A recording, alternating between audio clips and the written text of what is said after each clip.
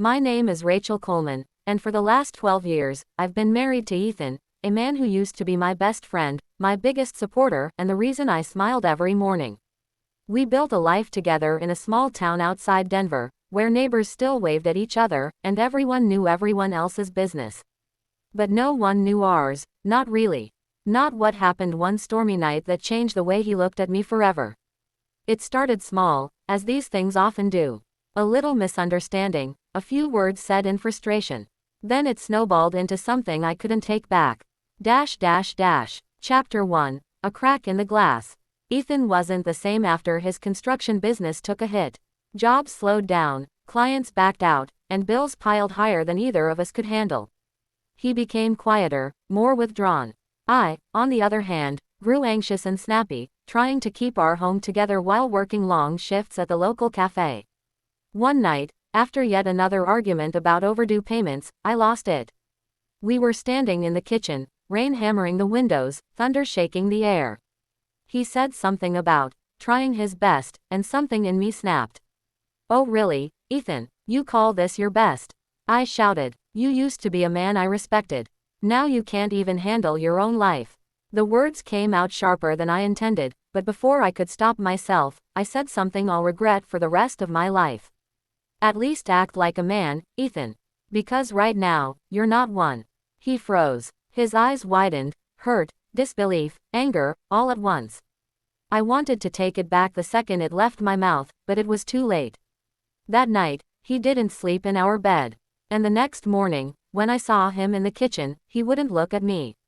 That was the beginning of the silence. Chapter 2. Living with regret. Days turned into weeks, and our house became unbearably quiet. Ethan went to work before sunrise, came home after sunset, and barely spoke a word. He wasn't cruel. He didn't yell or retaliate. He was just gone. I tried to apologize, more than once. "Ethan, please, I didn't mean it," I said one night while he sat fixing a broken chair in the garage. He didn't look up. "You meant it enough to say it, Rachel." I had no response, because deep down, he was right. The guilt followed me everywhere, at work, while cooking dinner, while folding his shirts. Every time he passed me in the hallway without saying a word, it felt like a new piece of me shattered. I wanted to fix it. But how do you fix something when you've broken someone's pride? Chapter 3. Friends and Reflections. My friend Hannah, who'd known us for years, noticed the tension immediately. "You two used to be inseparable," she said one afternoon as we closed up the cafe. "What happened?" I hesitated. I said something I shouldn't have. I attacked his pride. She sighed softly. "Men hold on to words differently, Rach. Especially when it hits where they feel weakest." I nodded, staring out the window. "I didn't mean to break him, Hannah. I just wanted him to fight for us again." "Then maybe you need to show him that you still believe in him," she said. "Not with words, with actions." That advice lingered in my mind. Chapter 4. Trying to make amends. So, I started doing little things. I made his favorite meals again, chili and cornbread, slow-cooked ribs, even his mom's old stew recipe. I fixed his old jacket he loved but never wore anymore. One day, I even visited his job site to bring him lunch. The look of surprise on his face almost made me cry. "I thought you might need a break," I said softly, handing him the bag. He looked at me for a long second before taking it. "Thanks." It was just one word, but it was the first one he'd said to me in days. I held onto that single word like it was sunlight after a storm. Chapter 5. The Mirror Moment. That night, I sat alone in our room, looking at an old picture from our wedding. Ethan had his arms wrapped around me, both of us laughing uncontrollably. I didn't recognize the woman in the photo anymore. She looked free, full of hope. And I realized something. My anger came from fear. I wasn't angry at Ethan for failing. I was scared we'd lost everything we used to be. So, I made a decision. The next morning, I left him a note. Greater than, "I miss us. Not just you, but us. I'll wait for you to look at me again." Chapter 6. The Turning Point. For a week, there was nothing. No reaction, no change. Then, one evening, he came home earlier than usual. I was cooking dinner when he walked in quietly. "Rachel," he said, My heart skipped a beat. Yes, he took a deep breath. I know you didn't mean to hurt me that night. But you did. And it's taken me time to get past that. You cut deep, Rach. Tears welled in my eyes. I know. I'm so sorry, Ethan. He nodded slowly. I just needed you to believe in me. Not tear me down when I was already fighting myself.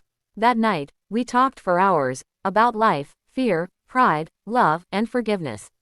For the first time in months, we really saw each other again. Chapter 7, Healing Together. It didn't happen overnight, but slowly, the walls between us began to crumble. He started smiling again, joking a little more. We took walks after dinner, talked about rebuilding his business, and even planned a small weekend getaway. It wasn't perfect, but it was real. Every time I caught him glancing at me, I knew I was earning back the trust I had shattered. And I learned something invaluable. Sometimes love isn't about saying the right things, but about standing beside someone even when words fail. Chapter 8, The Letter I Never Sent. Months later, I wrote Ethan a letter, never intending to send it. It was for me. Greater than, Dear Ethan. I wish I could take back the night I let my anger speak louder than my love. You've shown me what strength really means, not by shouting, but by staying. I'll never forget how much I hurt you, but I'll spend my life reminding you how much I love you. Rachel. I folded it and tucked it inside my journal. Some mistakes can't be erased, but they can become lessons that strengthen the bond between two imperfect people trying their best. Chapter 9, A Look That Changed Everything. A few weeks later, we attended a friend's barbecue. For the first time in forever, Ethan laughed in public, a real, full laugh that made everyone turn their heads. When his eyes met mine across the yard, he smiled, the same smile that used to make me fall in love with him all over again. In that moment, I knew. He had forgiven me, not with words, not completely, but with a look that said, I still see you. Chapter 10, Love After the Storm. Years later, when people ask how we survived the roughest season of our marriage, I tell them the truth. Because love isn't measured by never fighting, it's measured by choosing to stay after the fight. Ethan and I still argue sometimes. But now, I pause before speaking. I remember the night I almost lost him with a single cruel sentence. And every morning, when I see him making coffee and smiling softly at me, I silently thank the universe for giving us a second chance. Because forgiveness isn't weakness, it's the strongest form of love there is.